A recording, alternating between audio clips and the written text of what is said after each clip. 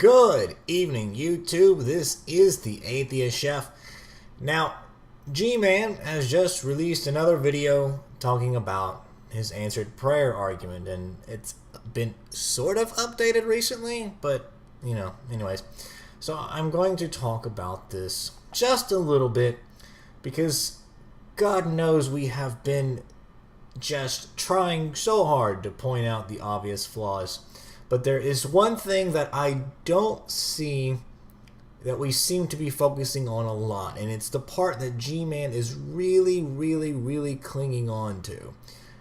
So I am going to take a stab at it, trying to approach this from just a different angle, and let's just see how it works. G-Man, according to his videos, defines empirical evidence is a source of knowledge acquired through the means of observation or experimentation. Now, for that little bit, I agree with. That is the better definition. Well, about half of it. And if he were to stop at that sentence, he's fine. He's met that little bit.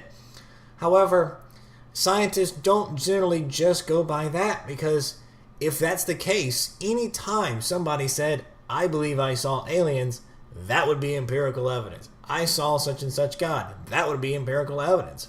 So science tries to make you go just a little bit further, and by a little bit, I mean a lot. I'm going to explain a few of those little details that G-Man is ignoring. To start off, you have to have a few certain things for empirical evidence to really even get off the ground. First, you need to make a hypothesis, a commitment. You have to basically say, all right, this is my hypothesis. This is, if I were to, I'm predicting if this is if X, then blank is going to happen. If Y is going to happen.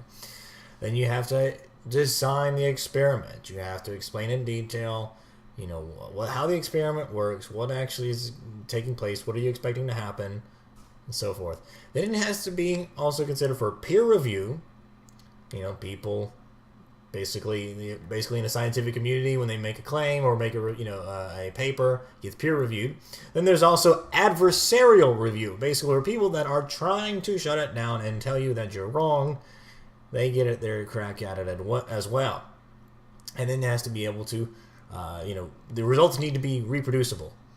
So if you say X is going to, if I do X, Y is going to happen. Each time you do X, Y should happen. There should be constraints and controls to the experiment, and then basically have a common understanding of the measurement. Those are things that we do, and I say we, I mean scientists, because I'm not a scientist. That is how the scientific method works for trying to improve empirical data.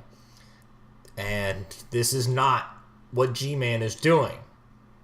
G-Man, you are simply taking the first sentence and taking an observation and claiming it as empirical data.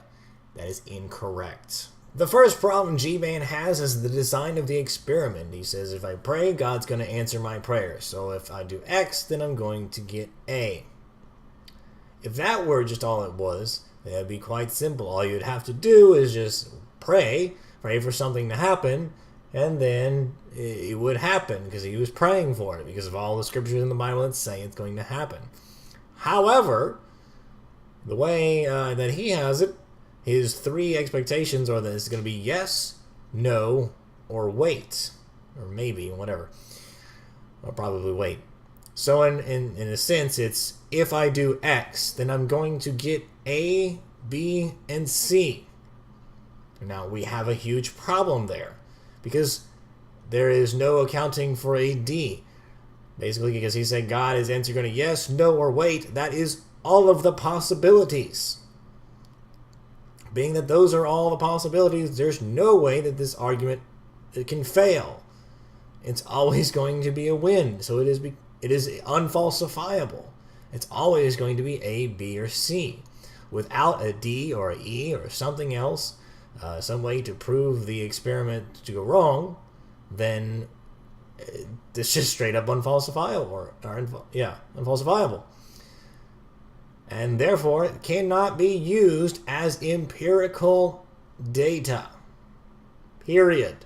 The other problem with G-Man's design of the experiment is that the conclusions are not mutually exclusive. For example, how can anybody tell the difference between no and wait? I mean, if a person asks for curing from cancer, well, it could be either no, God's not going to heal them from cancer, or wait. We would never know until, well, either the person died or got over it. So in that meantime, could be days, could be months, could be years, could be generation. We would not know if it was no or wait. Not only that, we cannot tell the difference between no, wait, and God not existing at all. We also cannot tell the difference between God existing and saying yes to healing the cancer, or God not existing and a person going through a random remission, or possibly that they were never sick at all and they never had cancer, but that it was a mistake by the doctors in the first place. We just can't tell because there is nothing that's mutually exclusive in this experiment through answered prayer. Then we have the problem of how the data was actually received. When scientists are, trying to prove a hypothesis, they have to design their research methods in such a way that ensures the accuracy and quality and the integrity of the data. If there are flaws in the way that the data is gathered, then the research is not considered valid. Now let's think about what's happening with G-Man's argument. G-Man is praying, and it's to prove that God exists. The thing is we can't even tell what data is actually being received. We can't tell if it's from God himself. We can't tell if it's from a deistic God that just kind of randomly heard it and decided, sure, why the hell not? Let me answer this guy's prayer. Or it could be a trickster God. It could be Satan himself. It could be one of the demons. Or a Satan with enough power to be able to deceive G-Man that we wouldn't be able to know. We have no way to know the correct data or where the source came from. We can't qualify it, can't quantify it. We don't know anything.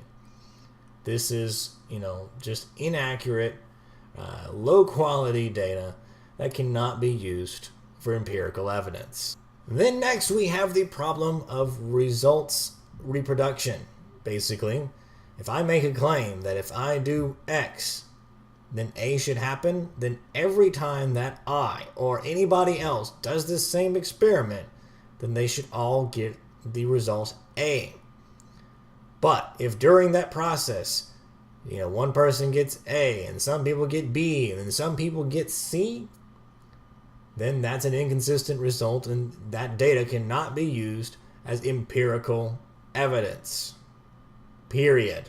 This is exactly what we get from the Christian community, or at least anybody that says God answers prayers.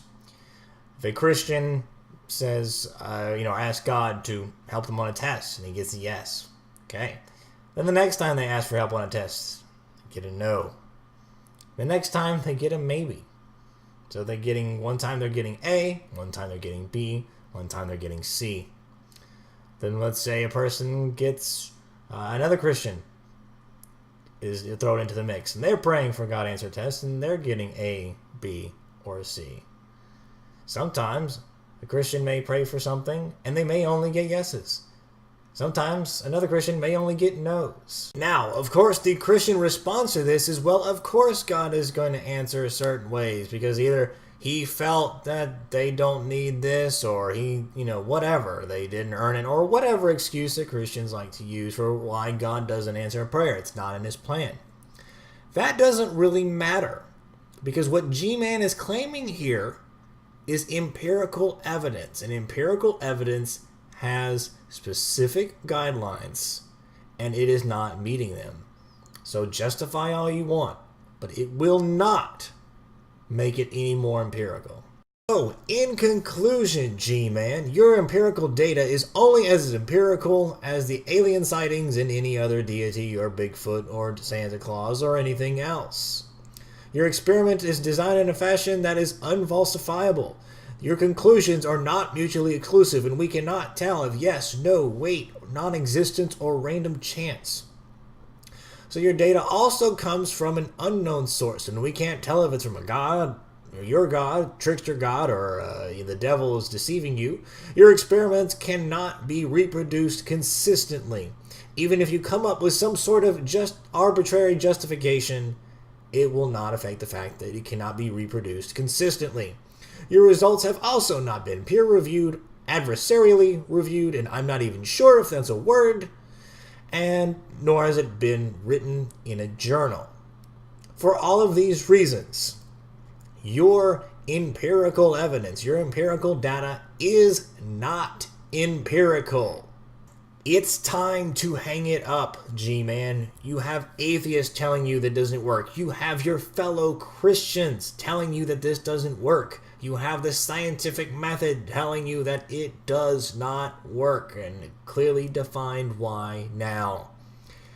Move on to something better. There are much better things you can argue. Please, I don't want to hear this anymore. Nobody wants to hear this anymore.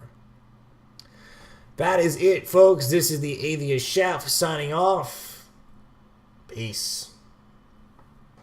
I don't see that we seem to be focusing on a lot, and it's the part that G-Man is really clinging on to.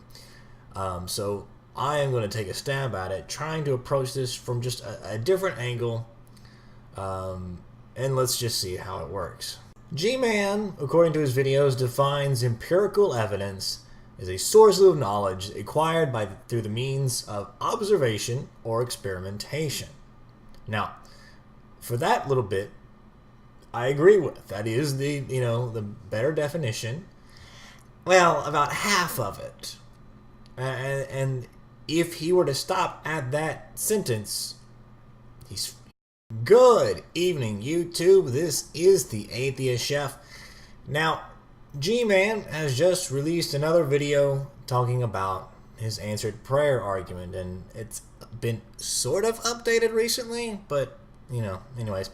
So I'm going to talk about this just a little bit, because God knows we have been just trying so hard to point out the obvious flaws. But there is one thing that